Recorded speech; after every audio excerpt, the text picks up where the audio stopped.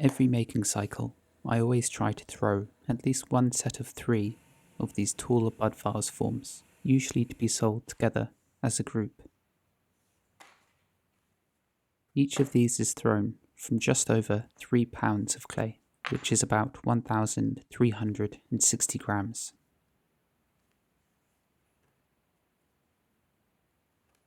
I weigh out the stoneware clay, which you can see I'm taking straight from the bag, so it'll need a good wedge.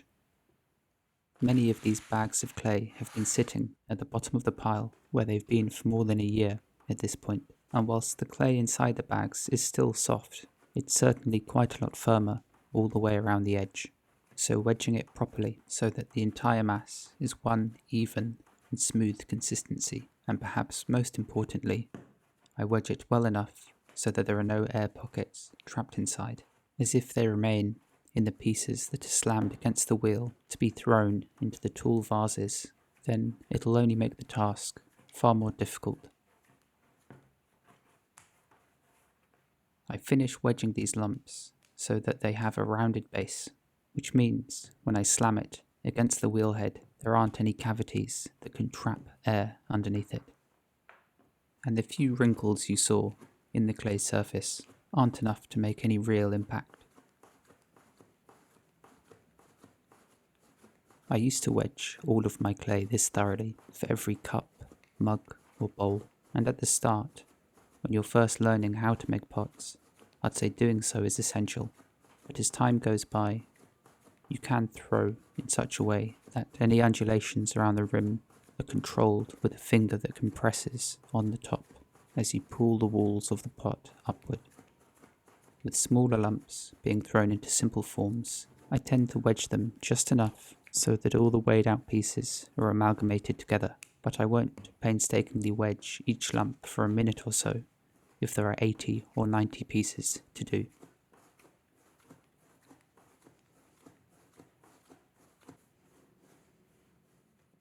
Once the clay has been wedged up, I'm ready to go.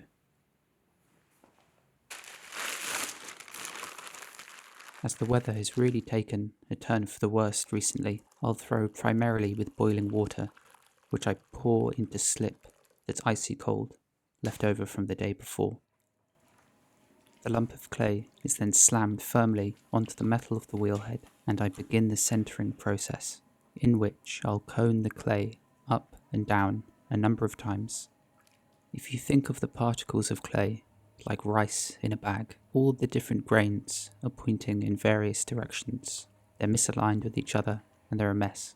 The process of coning the clay upwards and downwards causes the particles to collapse onto one another, and in doing so, they all align. The difference really is notable, and a well-wedged and a well-coned lump of clay on a wheel will feel far more smooth beneath your hands. And that's really what this entire process is all about. The aim is to coax the clay into a lump that spins completely true without any movement in it whatsoever, which is also a challenge if you think about it, as you're having to remove your hands, get more water, change the positions of them, and whenever you remove your hands, it does actually impart a tiny wobble onto the lump itself, which needs to be corrected each time. I then use my 2 thumbs to firmly push down right in the centre of the ball of clay, and my focus now is to open up the base and to form the internal bottom of the pot. But again, throughout this entire process, I'm acutely aware of keeping the walls of the pot truly centred as I open it up. As I compress the base, I'm also looking at the height of the clay inside the pot compared to the metal of the wheelhead outside it, and by comparing the two by eye, I can judge how thick the base of the pot is.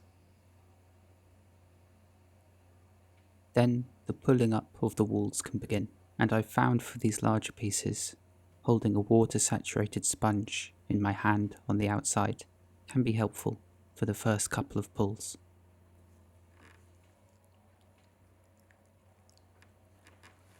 I suppose one of the most important things to remember as you do this is to take it slowly. Not only that, but your movement up the walls needs to be gradual. If, as I was squeezing, I decided to stay in one spot for a bit too long, I'd end up creating a thinner band in the walls of the pot, which could eventually lead to some complications, as the distribution of clay in the walls would be uneven. With an ideal pot, the thickness of the thrown walls should be even from bottom to top. Inevitably, you'll find there's a bit more weight towards the lower section of the wall. And to compensate for this, when I throw cylinders, I tend to throw them so they're a tiny bit wider at the base than they are the top. That way, once the pot is leather hard, I can quite easily just trim away that small amount of excess clay. Throughout my ceramics career so far, and in cultivating my own voice in clay, I've thought about the forms of the pots I make a lot. If you've been following me for a while now, both here and on Instagram, you'll know that a majority of my shapes have straight sides, and for something that's labelled as a flower vase, that is perhaps quite unusual, as typically vases belly out towards the waist and then taper back in at the top, where they form the neck and the lip. These more traditional shapes are just something I can't see fitting within the style that I've made for myself. And in a way I like that. I like having some limitations, as it keeps me focused on a particular aesthetic, which I've been making now since about 2013. One of the hardest things in ceramics at the beginning is finding a voice, something that genuinely feels unique and individual to you. And like I mentioned earlier, often that does require you to put some limitations on the type of work you make, as ideally you want people to look at your pots and immediately be able to identify them as being made by you and no one else. Now that the cylinder is almost at the throwing gauge of my pointer, I just try and squeeze the last of the weight up and out of the lower section of the wall.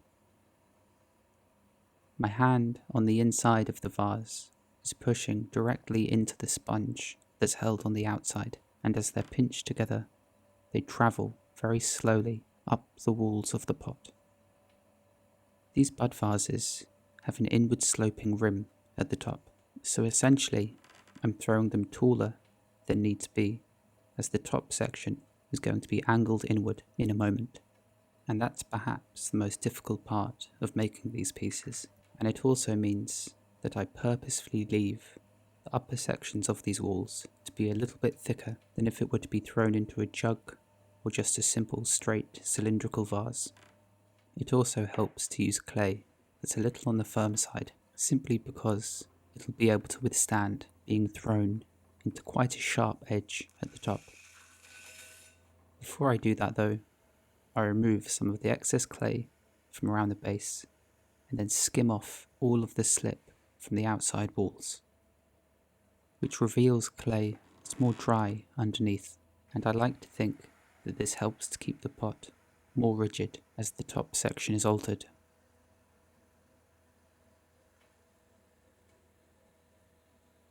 To alter the top, I move my throwing gauge so it won't poke the outer walls. I then add a tiny amount of water to the outside and I gently collar the clay inward, applying pressure from all the way around. I then take the portion that's slightly overhanging and I throw it thinner, directing the clay inward, and thereafter I just repeat this process a number of times until the diameter of the opening is where I want it.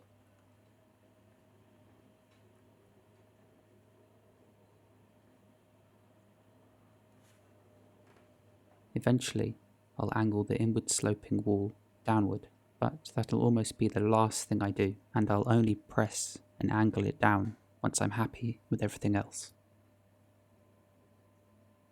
As the angle gets lower, I make sure as I'm throwing that I keep one finger beneath the overhanging wall, just to prevent it from potentially collapsing inward.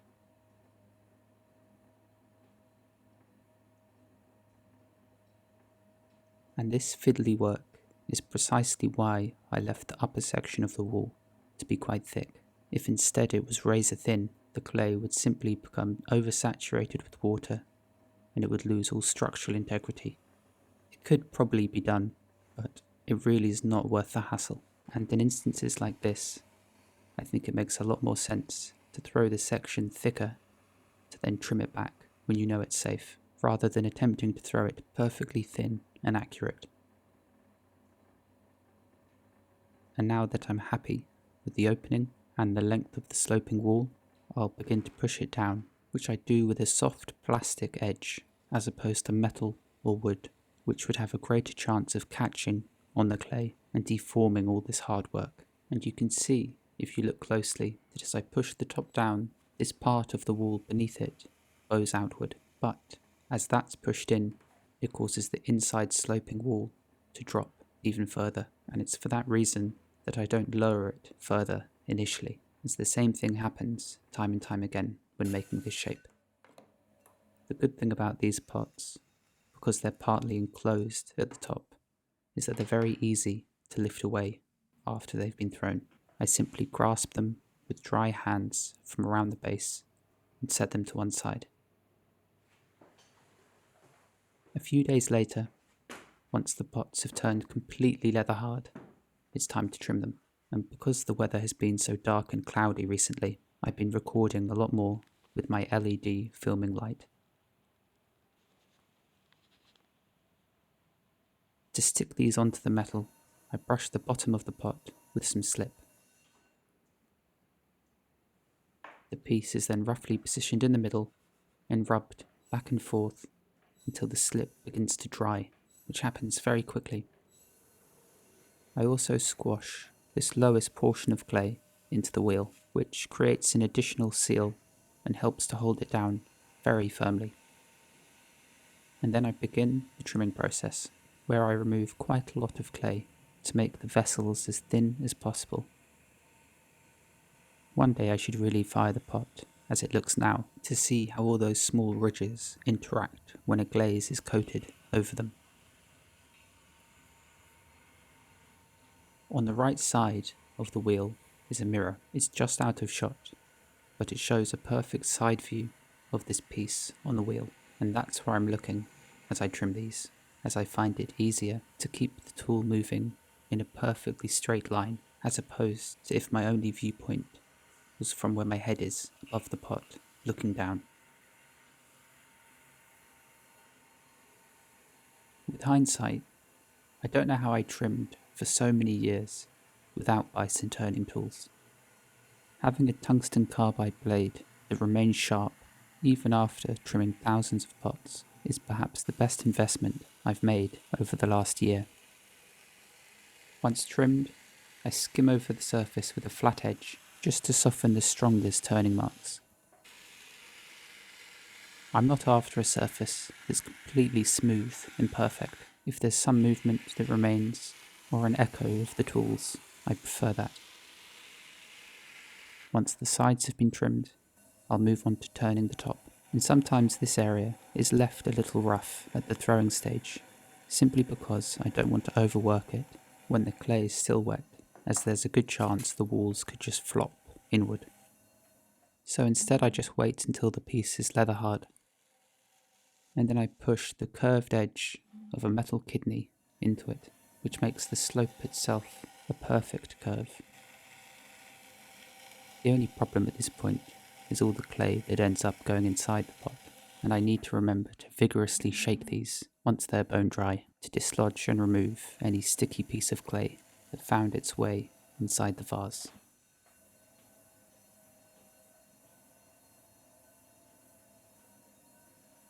I use the soft pads of my fingers just to burnish over any sharper edge, and I even had to use a knife on this piece to burnish the inside portion of the lip.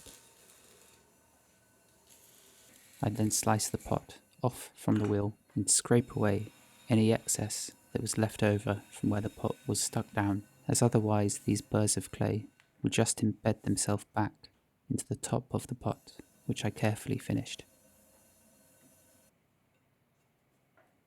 I secure the vase down in place with 3 soft lumps of clay, and then I begin to trim the bottom, which is a relatively simple procedure with these, I just bevel the outer edge, and then on the inside portion, where you can see the wiring off marks, I trim those away and attempt to make this surface as flat as it can possibly be.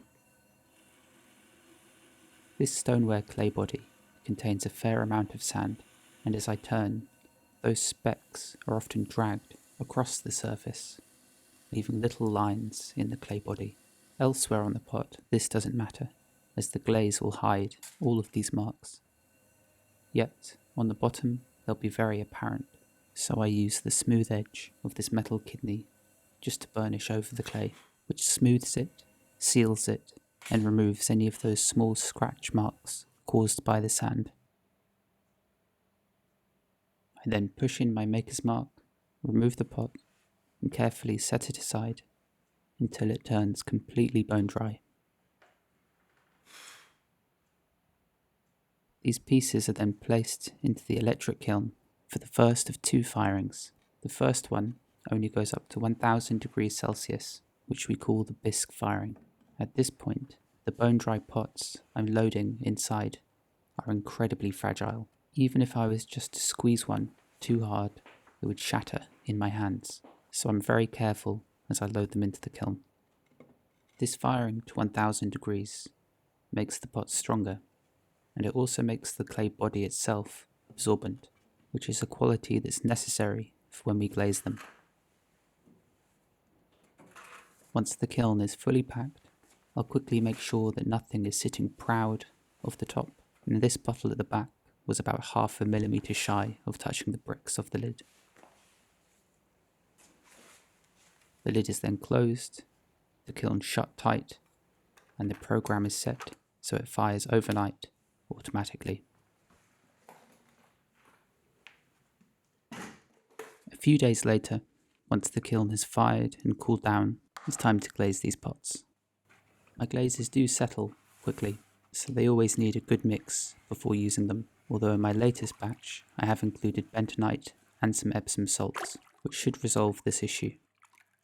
Essentially though, this red mixture is comprised of mostly feldspar and nepheline cyanide, some whiting, a tiny amount of china clay, and red iron oxide. I take this mixture and I pour it inside the vessel. The water from this solution is absorbed into the porous clay, which then leaves a layer of the raw materials coated onto the walls of the pot. I then pour out the excess, rotating the pot as I go so it covers all of the internal walls and the top section of the vase. I shake it just to dislodge any glaze stuck on the underside of the lip, and you can quite clearly see, just beneath the top, a band of darker clay. This shows a thin spot in the walls that's become saturated with water. So I actually wait a couple of days before doing this step, which is dunking the outside of the pot into the bucket of glaze. And the reason I wait to glaze it is so that any moisture absorbed previously by the walls has time to dry out fully, as otherwise it simply wouldn't pull in a thick enough layer of glaze on those already saturated areas. And once this pot is fully dried out again, I'll spend a moment cleaning the vessel up with a sponge, making sure there's absolutely no glaze whatsoever on its base, before loading it into the gas kiln for its final firing. I carefully load inside the pots, the shelves, and the kiln shelves in such a way that no 2 pots collide, as if the glazed portions of these pots touch anything else, they'll fuse and stick to it forever, unless of course you smash them apart with a hammer. These days I can pack this kiln in about an hour or so. In an average firing, I can fit in perhaps 150 to 180 pieces. The following day, after it's been packed, I'll fire them up, which is a process that takes approximately 9 hours, and thereafter another 36 hours or so to cool down all the way until I can open it. These 3 colourful spiked objects you see are pyrometric cones. They melt and bend over at very specific temperatures, and when all 3 are touching toes, that's when I know it's time to end the firing. The kiln is lit with the door open, which is a safety measure you should most certainly follow if you're firing gas kilns like mine. as attempting to light them closed can lead to explosions occurring. Once all the burners are confidently lit, I close the door and seal it, and gradually, over the course of 9 hours, I slowly raise the temperature, and then, at 860 degrees Celsius exactly, I initiate reduction, which is the process of placing the kiln into a state where it's starved of oxygen. It's this which causes the flames to shoot out of the flues on the back and the spy hole at the front, as it seeks oxygen to burn more efficiently with. As the firing progresses, I take fastidious notes and keep an eye on the pyrometric cones through the spy holes in the door. I can just about catch a glimpse of them by removing this refractory cork, blowing inside, and cooling the spot where they lie. 36 hours later or so, I can unpack my Rhoda kiln. It'll sit at 150 degrees Celsius for days and days, until I crack the door and let much of the hot air inside out. This is always an anxiety-inducing moment, as up until this point you don't have any real idea whether it fired well or not. The pots, some of which still scorching hot to the touch, are carefully removed piece by piece, and somewhere inside is the bud vase that this video shows the creation of, albeit now smaller after it shrank 12% from beginning to end. That might not sound like a lot, but it really is.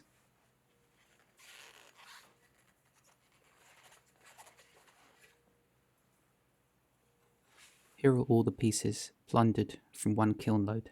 All of these pots will now have their bases sanded, and any lidded form will have their waddings carefully removed and the lids polished so that they fit into the jar with a glassy smooth finish. As for the bases, I simply place some fine sandpaper into water and rotate the pot in place a couple of times, like so, which is all it takes to remove any more prominent specks of sand which could otherwise scratch the table or your hand.